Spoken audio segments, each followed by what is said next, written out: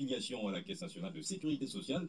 Quel intérêt pour les travailleurs, quel risque couvre le régime togolais de sécurité sociale? Eh bien, pour répondre à ces interrogations, je suis en compagnie du directeur du département assurance maladie universelle à la CNSS, monsieur le directeur Justin Tilabalo Pilanté. Bonjour. Bonjour Émile.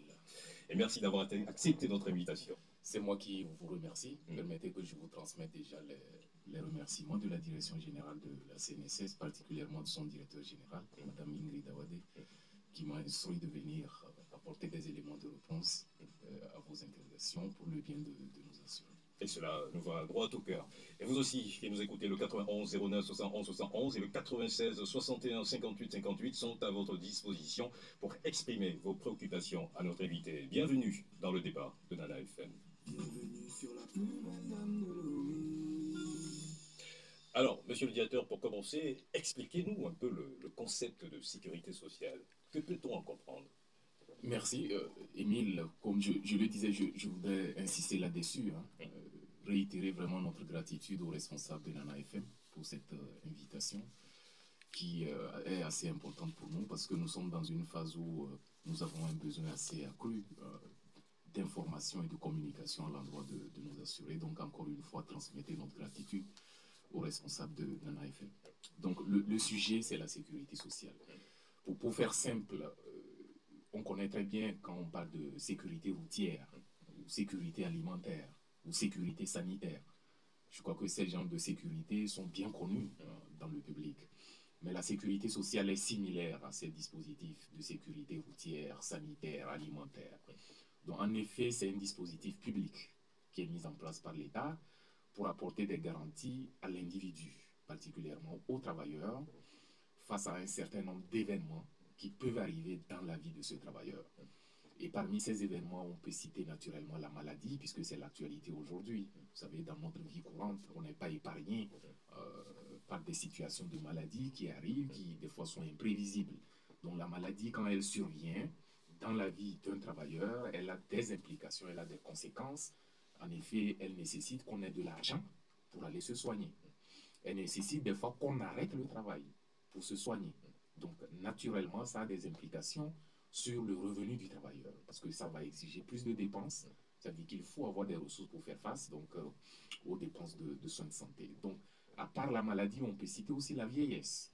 Un jour, on n'aura plus d'énergie, comme aujourd'hui, pour se réveiller à 6h30 et venir ici, dans les locaux de Nana FM. Donc, par conséquent, on ne pourra plus aller travailler. Sans travail, il n'y a plus de revenus. Donc, par conséquent, la vieillesse est traitée aussi comme un événement appelé risque social dans la vie du travailleur. Donc, on peut multiplier. La Convention 102 de l'OIT cite au total 9 de ces risques appelés les risques sociaux. Donc, la maladie, la vieillesse, l'invalidité, l'accident du travail, même le décès. Le décès parce que, malheureusement, après le décès d'un travailleur, il y a tout un monde qui vivait sur la base du revenu de ce travailleur qui va être laissé sans revenu. Donc, c'est également un risque social. Donc, la sécurité sociale travaille sur ces risques-là, ces éventualités-là. La maladie, la vieillesse, l'accident du travail, le décès, la maternité, pour faire en sorte que lorsque le travailleur fait face à une de ces situations, et que la situation implique des conséquences d'augmentation de dépenses ou de réduction du revenu, voire même des fois la suspension du revenu, le dispositif appelé sécurité sociale va apporter un remplacement, va apporter une garantie pour éviter que le travailleur ne plonge dans une situation de pauvreté. Alors, donc, pour faire simple, voilà un peu le contenu de la sécurité voilà, donc sociale. avant de revenir plus en détail sur ces différents points, nous allons comprendre un peu d'où est venue cette idée de mettre en place la Caisse nationale de sécurité sociale. Donc, c'est très important, comme je le disais, de savoir que c'est d'abord l'État qui endosse la responsabilité de pouvoir mettre en place un dispositif pour apporter les réponses dont je parlais tout à l'heure face à ces différentes situations. Donc l'État, pour pouvoir gérer minutieusement la question, décide de mettre en place une structure spécialisée pour gérer ces garanties. D'où la mise en place des caisses. Et il faut savoir que la caisse de sécurité sociale telle qu'on l'a, c'est la même chose dans plusieurs pays. Au départ, c'était des structures publiques. Mais dans notre pays aujourd'hui, la caisse de sécurité sociale a reçu, disons, un statut de droit privé. Depuis 2001, l'État a décidé d'accorder une sorte de statut privé à la caisse pour lui permettre de pouvoir gérer avec agilité, avec efficacité, sur la base statut privé, ça veut dire que c'est qu'est-ce qui relève du secteur privé? Exact, exact. Donc, c'est comme une structure, une entreprise privée, ce n'est pas une entreprise publique.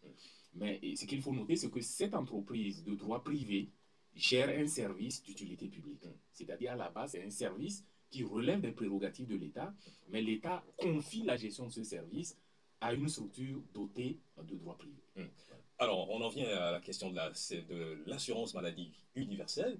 Est-ce qu'elle fait partie des prestations de la Caisse nationale de sécurité sociale? Oui, exact, affirmatif. On peut dire que c'est le dernier risque qui a été rajouté au portefeuille de la CNSS.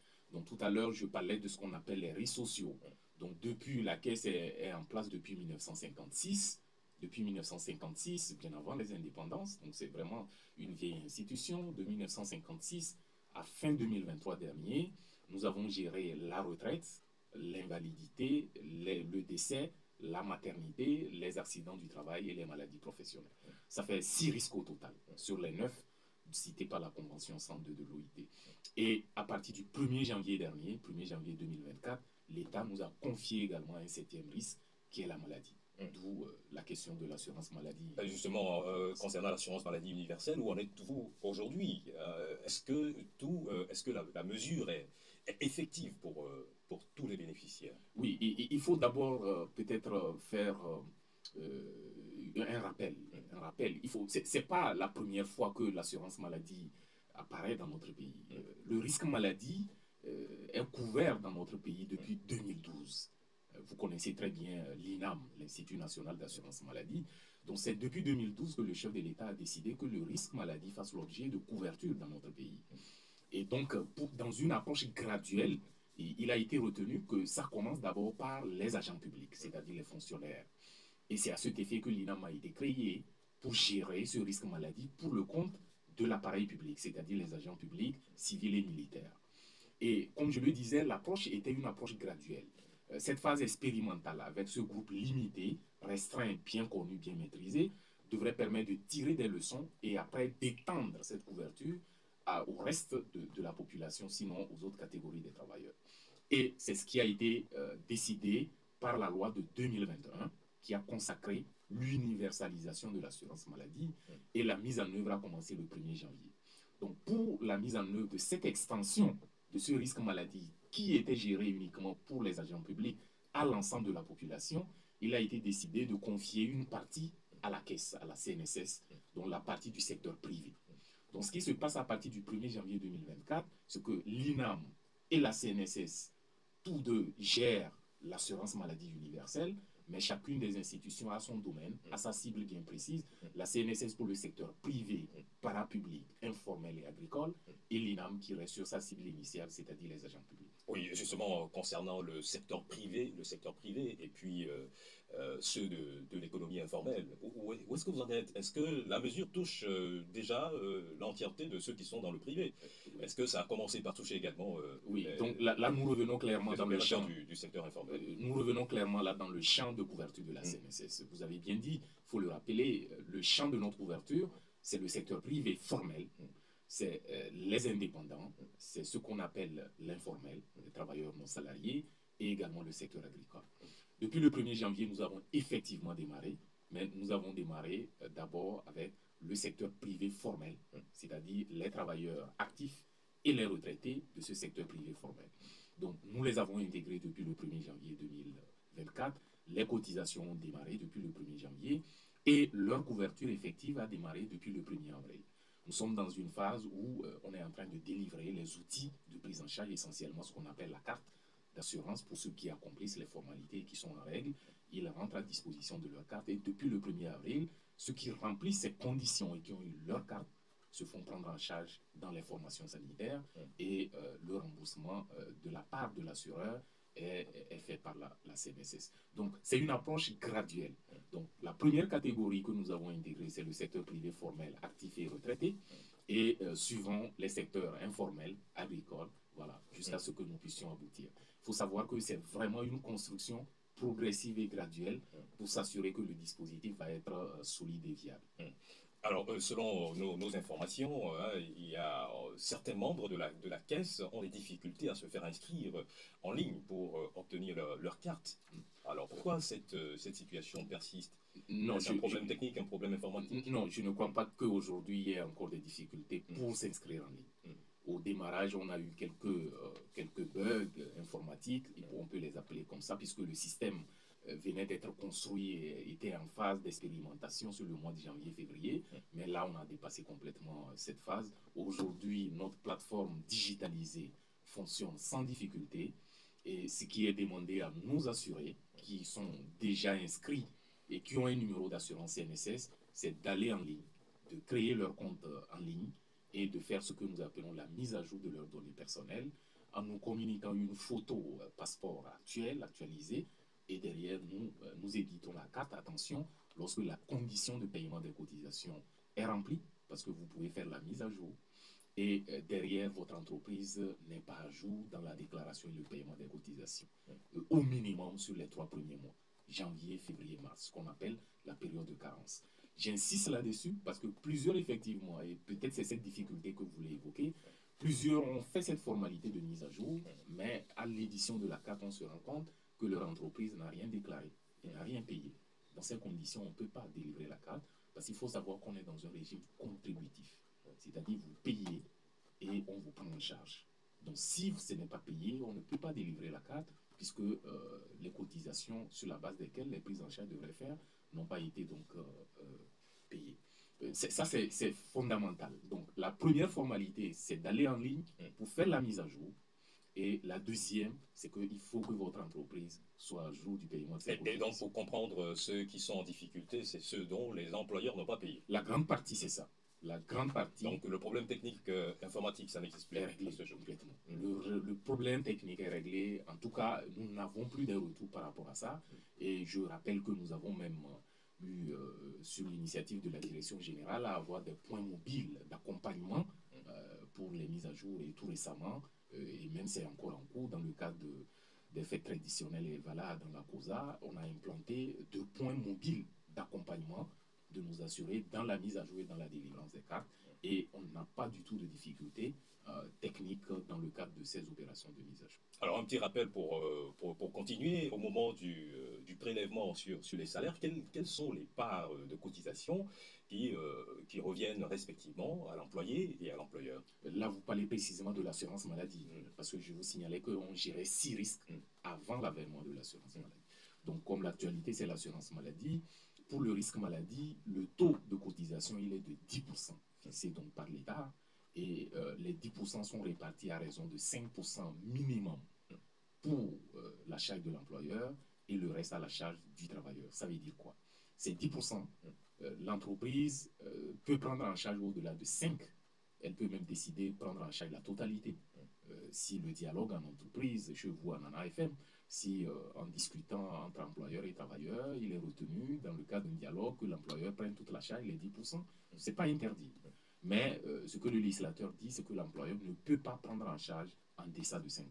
Donc c'est 5% au moins et le reste plutôt à la charge. Le reste, c'est-à-dire les 5% restants à la ou, charge de ou l'employeur. en deçà. Si l'employeur a dit je prends 8, donc il va rester 2 à la charge du travailleur, ainsi de suite. Alors, qu'en est-il de la cotisation à la Caisse nationale de sécurité sociale, la part de l'employé et celle de Oui, l'employeur? donc là, j'ai parlé de l'assurance maladie. Mais avant l'avènement de l'assurance maladie, les autres risques qu'on gérait, la vieillesse, l'invalidité, le décès, la maternité, les allocations familiales et puis les risques professionnels, accidents de travail, maladies professionnelles, le taux total de financement était de 21,5% à raison de 4% pour donc, le travailleur et 17,5% pour la charge donc, de l'employeur. Donc ça veut dire qu'avec l'assurance maladie aujourd'hui, le taux global est de 30,5% à raison de 21,5% à la charge donc, de l'employeur et 9% au minimum et 9% au maximum à la charge du travailleur. Est-ce que ce taux n'est pas excessif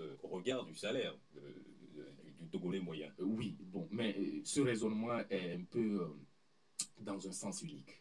Il faut mener ce raisonnement dans les deux sens pour se rendre compte de l'efficacité de la chose.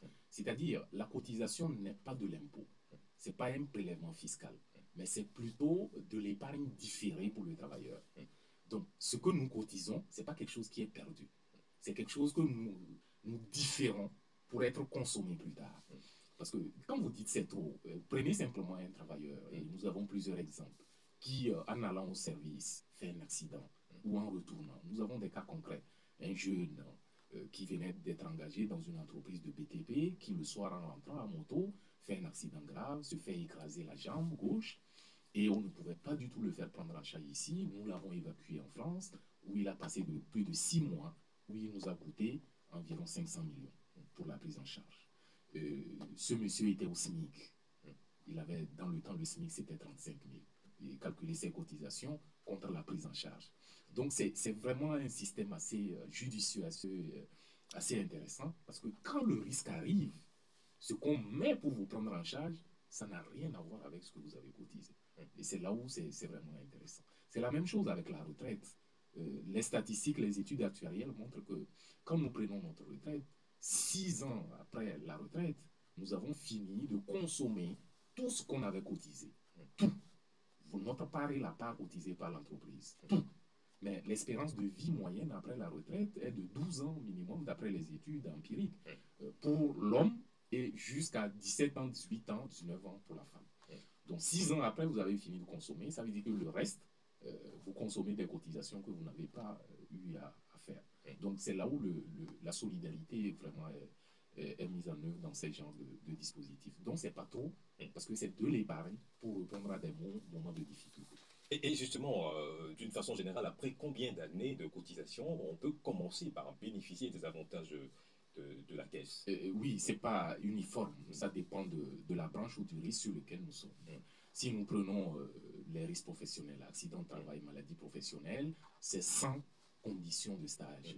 Techniquement, nous l'appelons conditions de stage, sans durée la prise en charge automatique. Immédiate. C'est-à-dire que dès le premier jour que vous êtes embauché dans votre entreprise, si sur les lieux de travail ou en rentrant chez vous, en venant, vous faites l'objet d'un accident de travail, il est immédiatement pris en charge. La condition, la seule, c'est que vous soyez déclaré à la caisse, connu par la caisse. Et que la cotisation soit régulière. Non. Pour les risques professionnels, c'est vraiment sans condition. Sans condition, dès que l'accident survient. Donc, c'est vraiment sans condition de stage.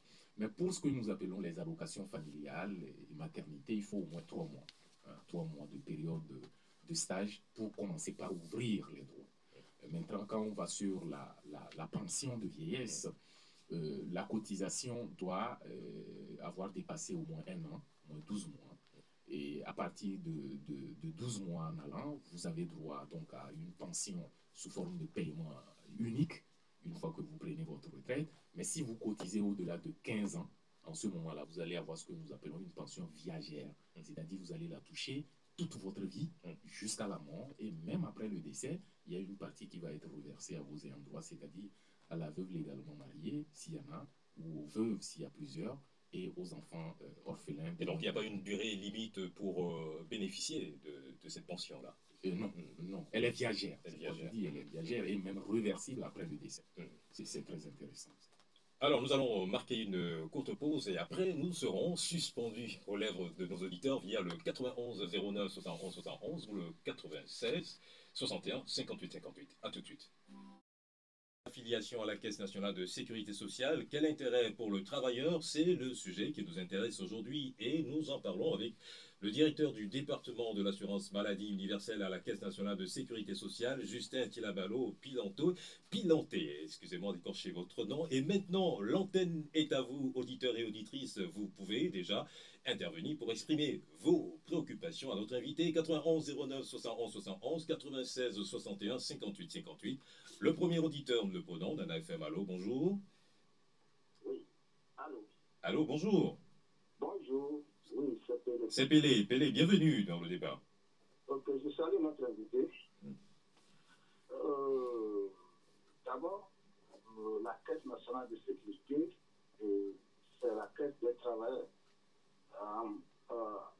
En conclusion, pour les Togolais. Et si nous prenions aujourd'hui des Togolais les fonctionnaires, et surtout les gens qui ont travaillé pour aller à la retraite, qui vous voyez comment ils perçoivent leurs sous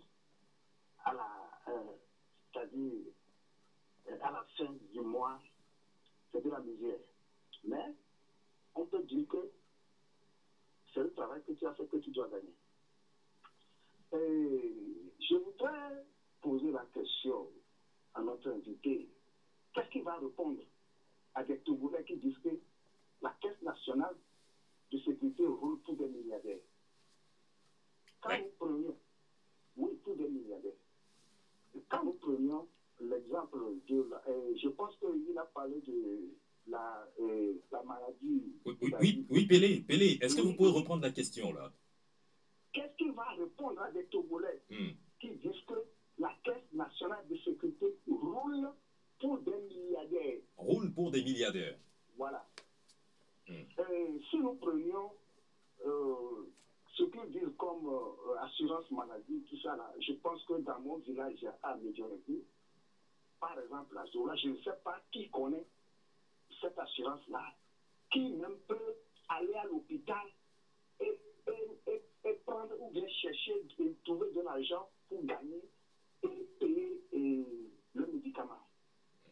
Maintenant, si nous prenions, par exemple, la politique d'habitation, donc c'est la Caisse nationale de sécurité, c'est pour des milliardaires.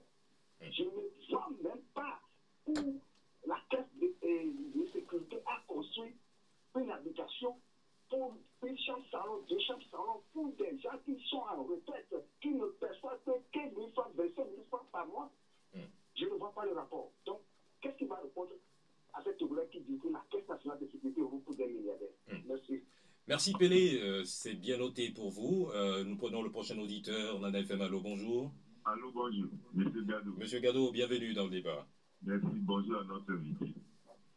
J'appuie vraiment Pélé. Pélé a raison. La caisse rouge pour des milliardaires. Exemple, tout l'argent magasiné, il faut quoi avec? Au Ghana ici, la caisse a une banque.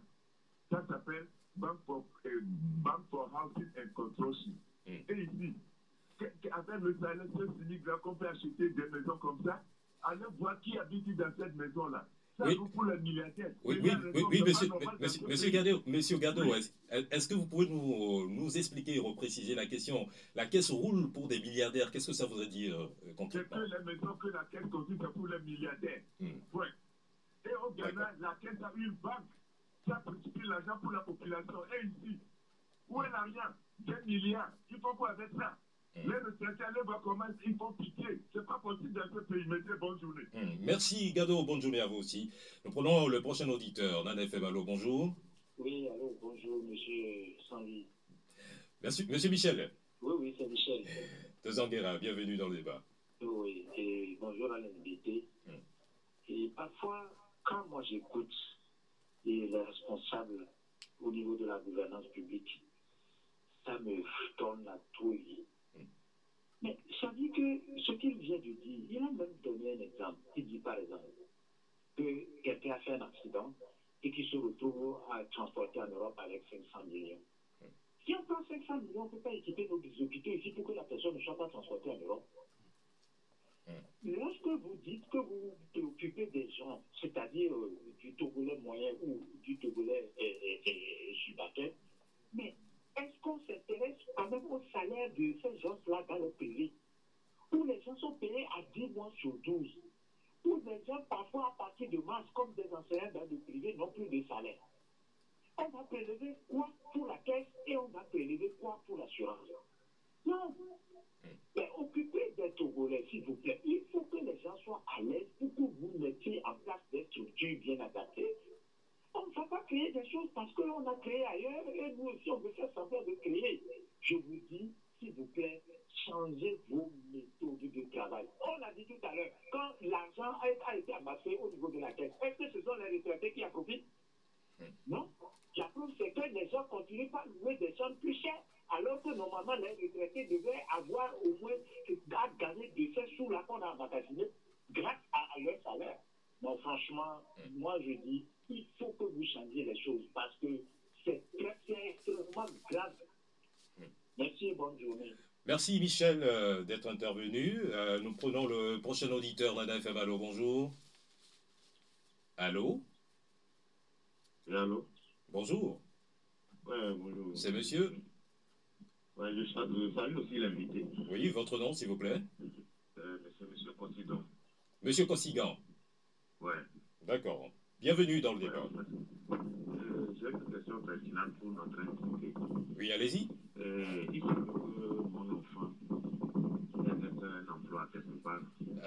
Monsieur Cossigan, est-ce que vous pouvez rester un peu stable? On a l'impression que vous bougez et ça fait du bruit à l'antenne. Ok. Oui, allez-y. Disons, mon enfant exerce l'emploi quelque part. Mm. Et il se peut que l'employé lui a déclaré, ou bien la caisse a demandé que les employés déclarent leurs travailleurs. Mm.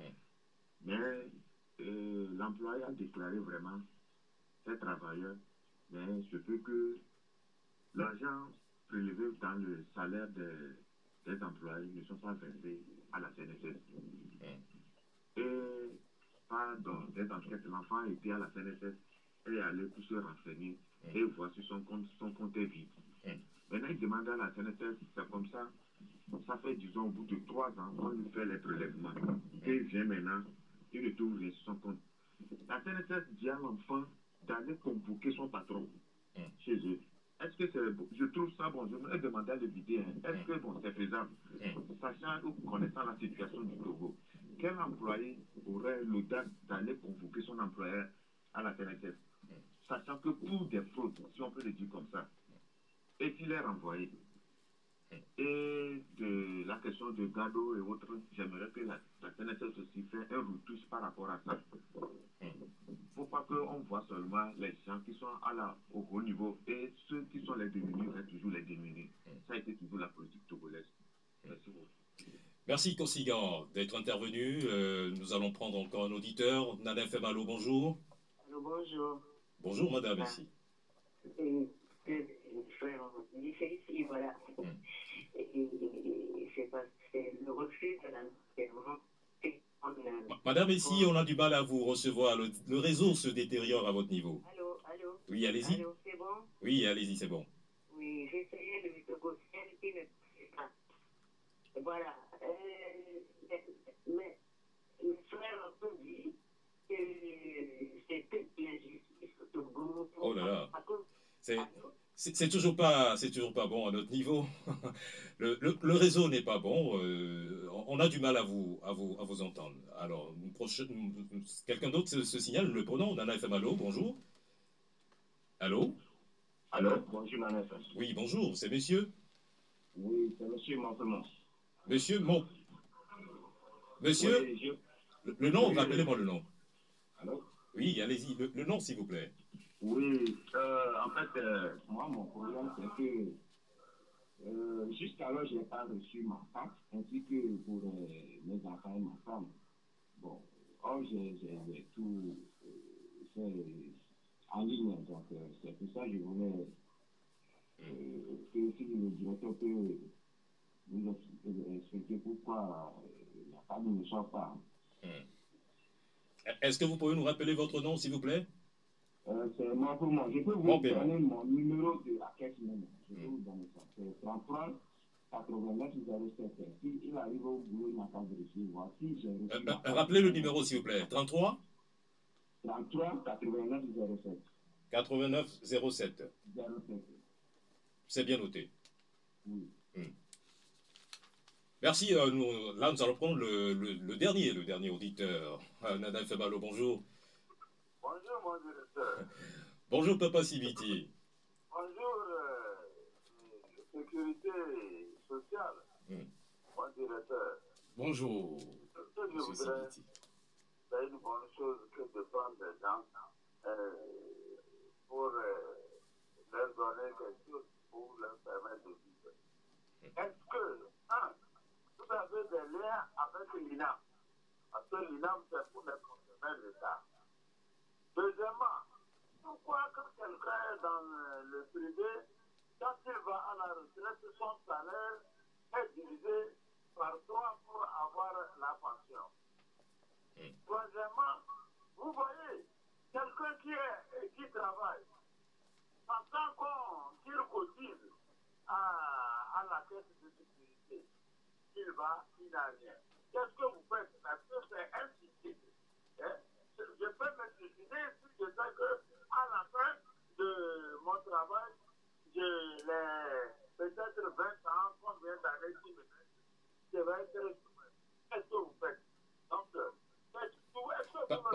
Papa Sibiti, est-ce que vous pourrez nous reprendre la deuxième question?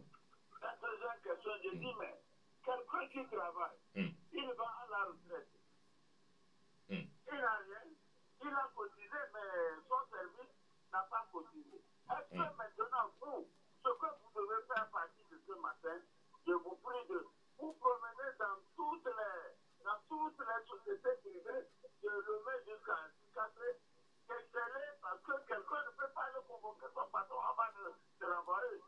Circuler, de le mettre jusqu'à 4 privé là, que tout le monde à la retraite ait quelque chose. Merci beaucoup, directeur. Merci, Papa Sibiti. C'est bien noté pour vous. Et nous allons revenir ici en studio avec notre invité pour qu'il réponde à toutes ces préoccupations. Papa Sibiti voudrait savoir comment ça se passe que quelqu'un qui travaille jusqu'à la retraite, son service, son employeur n'est pas versé de cotisation pour lui. On commence par là. On commence par là. D'accord. Oui. C'est une question très pertinente. Merci, Papa Sibiti. Je crois que c'est vraiment l'une des actions. J'ai vu, Monsieur Émile, vous avez même évoqué cette question quelque part, que la Caisse est en train de traquer.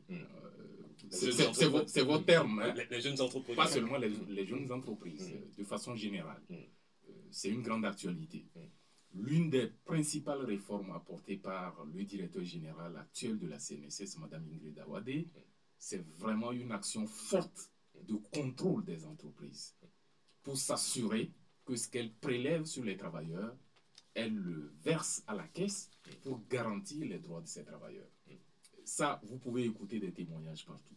Donc, elle a mis en place une direction de contrôle des entreprises avec un certain nombre de contrôleurs qualifiés sur l'ensemble du territoire national.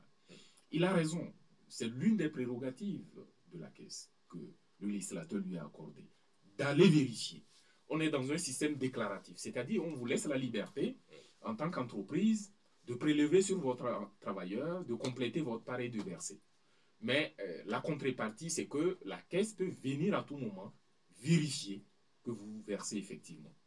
Et ce contrôle-là a été effectivement accentué. Ça, vous pouvez avoir. Et donc le contrôle est au bénéfice mais bien sûr du travailleur. C'est pour restaurer, garantir les droits du travailleur. On peut compléter en même temps cette question avec celle de, je crois, celui qui a dit qu'on aurait demandé à un travailleur d'aller convoquer son employeur, M. Kossigan. M. Kossigan, oui. Non, je ne crois pas. Cette information, si elle est avérée, elle serait peut-être erronée. Elle n'émane pas de la Caisse. Oui, je ne sais pas qui l'a donnée, mais la Caisse ne peut jamais demander à un travailleur, pour le compte duquel le travailleur aurait retenu des cotisations et ne les aurait pas versées, d'aller convoquer lui-même son employeur. Non. Ce que le législateur a prévu, c'est que nous, en tant que travailleurs, c'est normal qu'on vérifie régulièrement notre situation auprès de la Caisse. Et ça voudrait dire, en termes plus clairs, que chaque employé devrait faire la démarche vers la Caisse. Bien sûr, pour vérifier si les cotisations prélevées sont réellement versées. Notre compte à la Caisse, c'est comme notre compte à la banque. Si vous avez un compte à la banque, régulièrement nous vérifions pour nous assurer que le banquier, il ne fait pas des opérations qui seraient frauduleuses.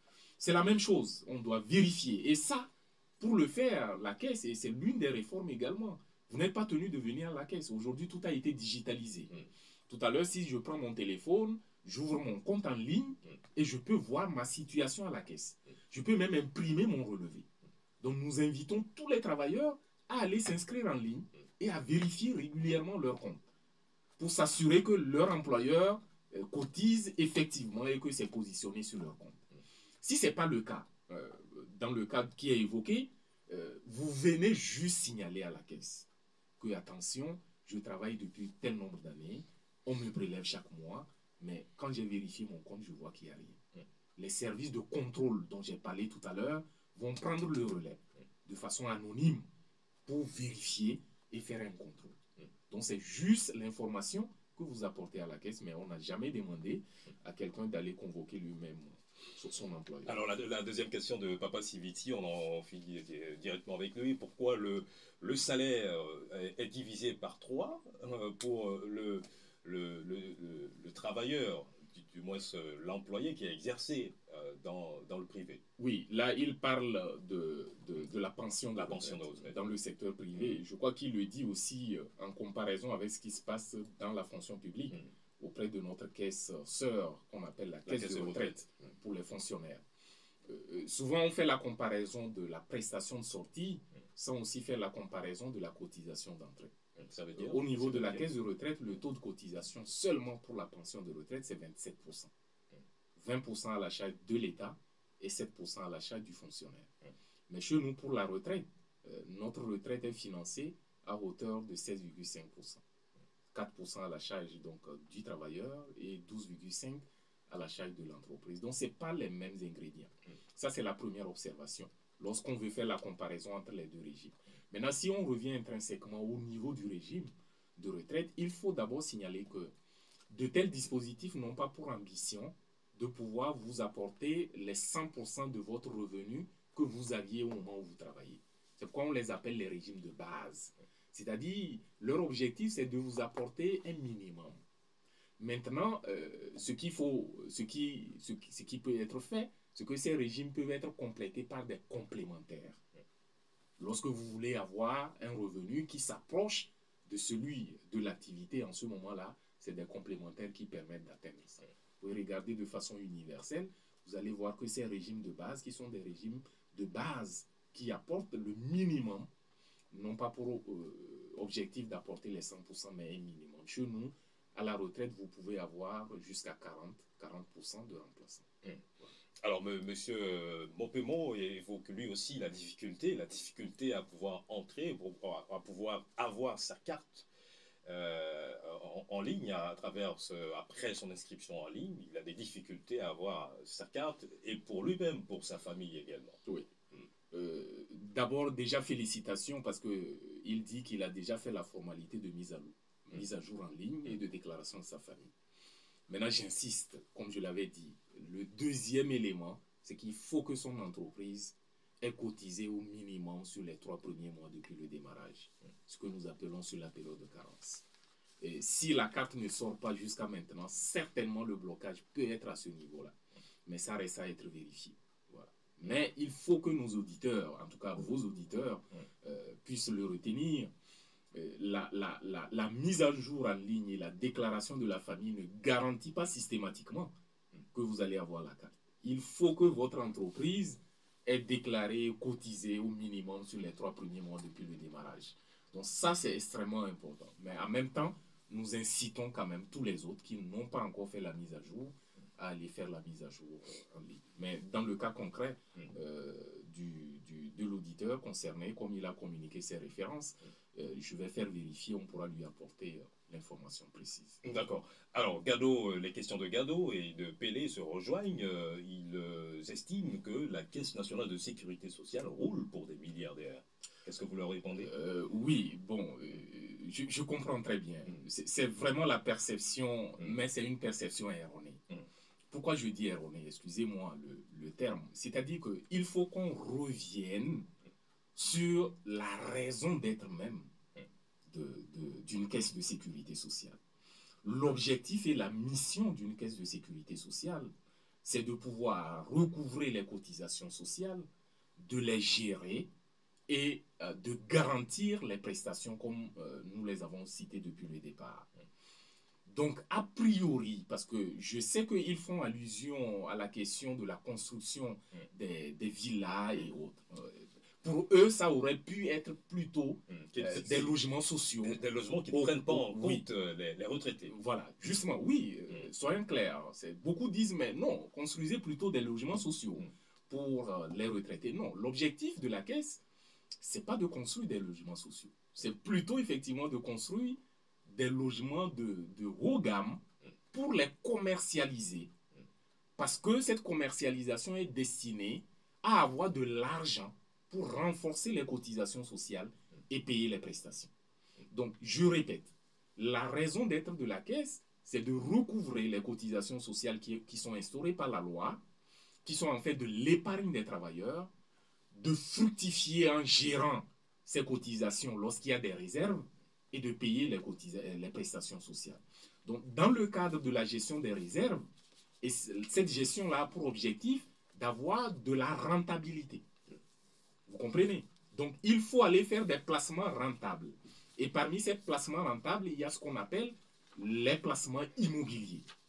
Et ce qui est en train d'être fait à travers le logement que vous voyez, c'est un placement immobilier dont l'objectif fondamental est d'engranger de la valeur ajoutée pour renforcer les cotisations sociales. Parce que